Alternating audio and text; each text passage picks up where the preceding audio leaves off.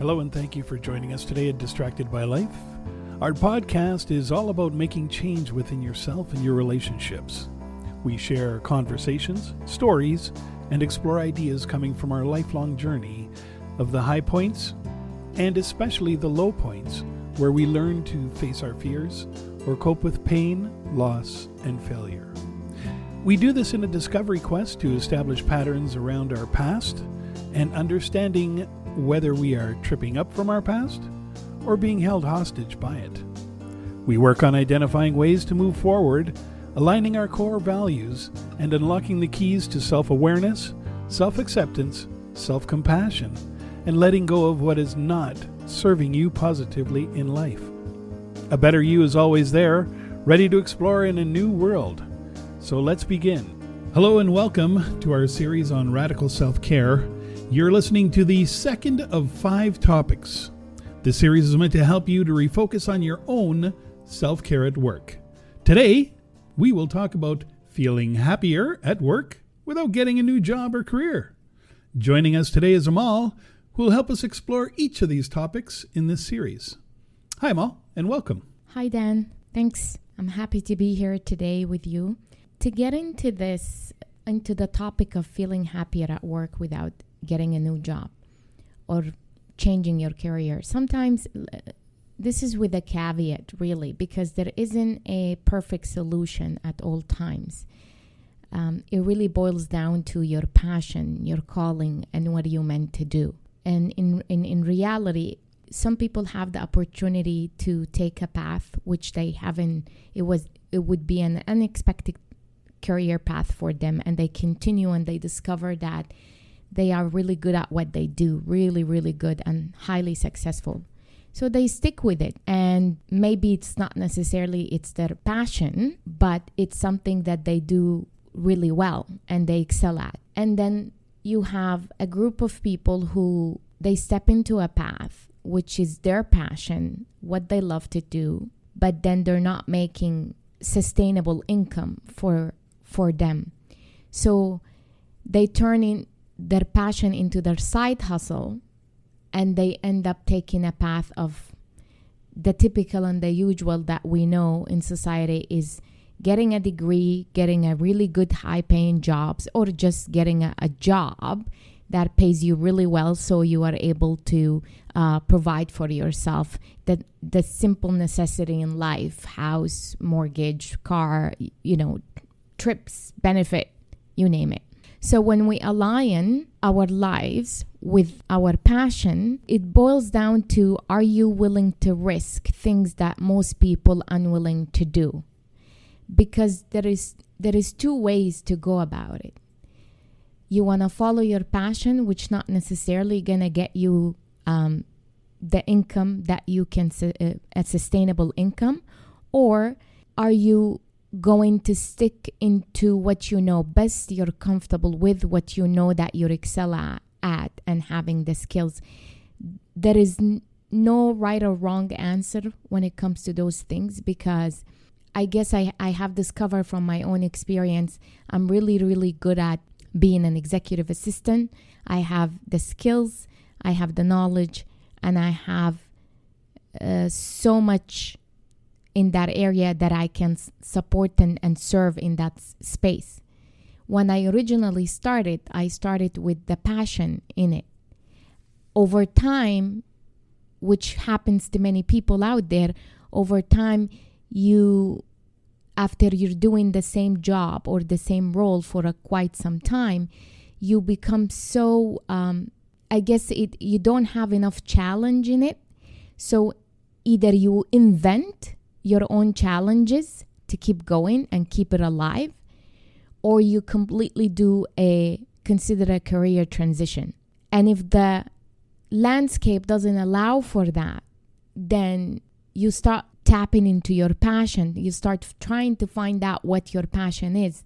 And once you discover what that passion is, you also might discover, it's something that I would say a little bit challenging, is that you're facing the fact that your passion might not be sustainable income, so might turn into your side hustle. So when aligning their lives with their passion, are they willing to risk things that most people are unwilling to do? That's pretty much the journey of trying to figure out how happier you want to be, what you want to do. Most people aren't passionate about their jobs, actually. It's the calling that the people tend to be passionate about. It matters the most. The calling, because the calling creates the purpose and what lights people up from inside. It's that question that you sometimes you ask yourself, or you say to yourself, this is what I'm put on earth to do. When you discover what the calling is, it drives meaning and purpose into your life. A calling is your deepest passion meets the world and its deepest need. In case we're referring to calling a lot, and in case we're just not knowing exactly what that is, your deepest passion meets the world and deepest needs. The calling always will fall into an area that serve a greater purpose for the greater good, a need in the world. Does the person have passion? Because passion really, like I said, passion equal purpose plus meaning. That's the formula. So when you ask yourself, do you have a job or do you have a career? It's risky to live in your calling because you want to be, because most people who risk living in their calling and what they're passionate about, you come across as, it gets you in a place where you can be ridiculed, because some people will say, oh, wow, what a fool, like, you crazy, that doesn't make you money. Like, are you serious? You're gonna go out there and do this for a living? Is that sustainable? Usually when you start kind of announcing what you really care about, what you love, there are so many people out there, let's say within your community, within your friends, your family, would question your pick or your choice when it comes to what you want to do for a living. I don't know. I've been there a few times over.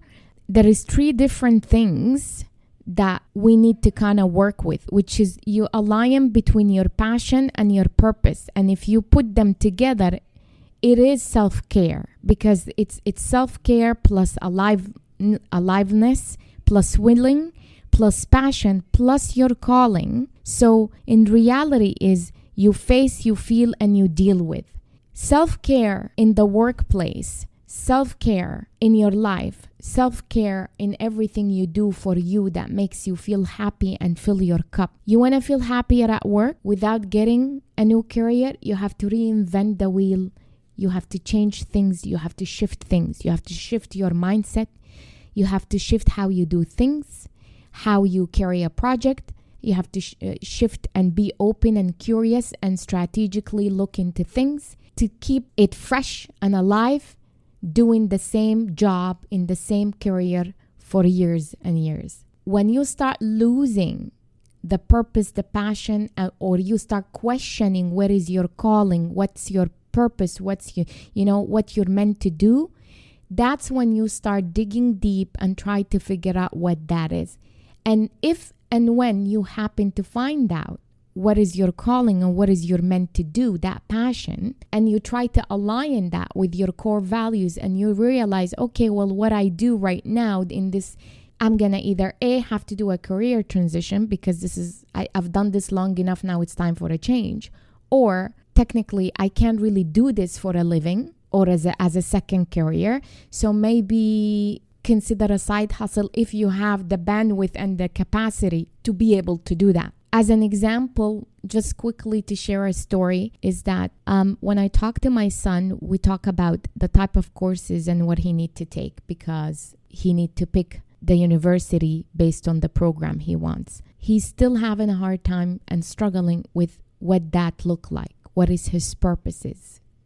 He's struggling between his passion, which he did the research and realized it's not a sustainable income for the future, and which he feels what he meant to do, in this case voice acting, to sustainable, what gonna put food on the table, pay rent, be able to have the income to be able to travel, to buy a car, to have a home, to buy a home for himself, and so on and so forth.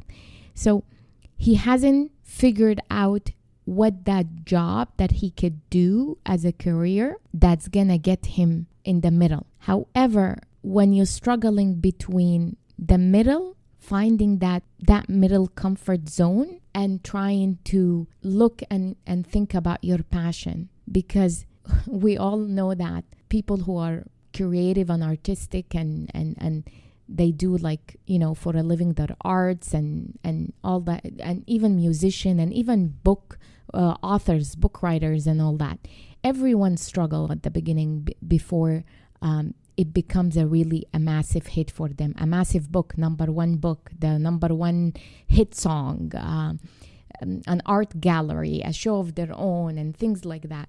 Anything has to do, seem to be, with art and creativity and freedom of expression, with putting all on the table. It's risky journey and path, and it doesn't always have the high rewards that a person would be expecting, but it definitely fills the passion, that purpose, that meaning that brings someone alive. So the intention of this is that when you look at your passion and your aliveness and being happy, don't give up. I guess my final message to wrap this session is, don't give up your passion if you know what it is, even if it's not sustainable. If you are able to carry your passion again as a side hustle, that's the best way I can actually describe it. That's what's going to keep you alive from inside and keeps the light on, lights you up. So don't take away something from your life that brings you that joy, even if it's not a sustainable income. But if you are in a job where you feel you reach as far as you could go with it, then try to reinvent the wheel within that role, or consider changing industries. You're basically doing the same thing but in a different industry, to keep it fresh, to keep it challenging, to keep it a bit new or newness. At the end is that you face something, you feel it, and then you have to deal with what that look like. Thank you for joining me on this short session. Passion, calling, and purpose, may you find yours and step into your calling. As always, you make the journey worthwhile. Until our next episode, be well, my friends. Back to you, Dan. Thanks, Amal. And thank you all for joining us here today at Distracted by Life.